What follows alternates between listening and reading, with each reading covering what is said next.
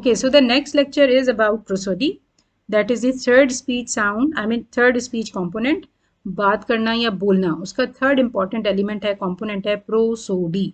That refers to supra segmental aspects of speech. कभी note करें तो सिर्फ बोलना, सिर्फ जबान से लफ्ज सीधे सीधे निकालते नहीं है, बल्कि कहीं पर आप स्ट्रेस देते हैं, कभी आप कहीं शाउट करके कोई वर्ड बोलना होता है, कभी कोई धीरे से बोलते हैं, किसी को रिदम देते हैं, किसी पे स्पीच रेट तेज़ रखते हैं, किसी में स्पीच रेट कम रखते हैं.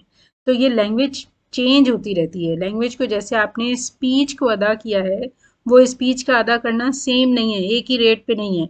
जैसे एक बीमार पेशेंट लगा हुआ होता है, उसका अगर पीछे देखें उसकी ईसीजी जो जा रही होती है उस पर लाइन्स होती हैं, अगर वो सीधी लाइन आ जाती है तो मतलब that person is dead.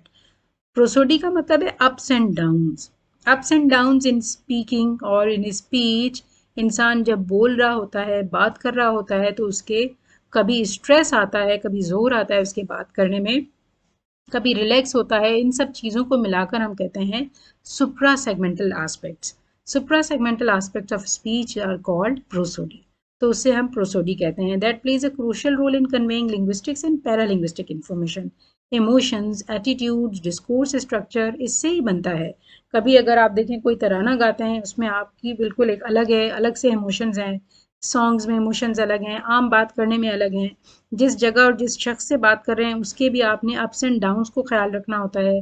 Shout करके अपने बड़े से बात नहीं करते. ये सारी चीज़ें मिल आस्पेक्ट ऑफ स्पीच हैं, यानी बात करने के आस्पेक्ट्स हैं या तरीक़ेकार हैं. तो इसको थर्ड एलिमेंट समझते हैं स्पीच का. फर्स्ट एलिमेंट था इसका, do you remember what was third element?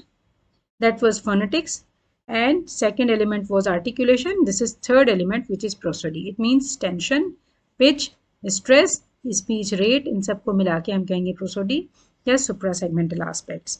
Okay, next में करेंगे हम fluency.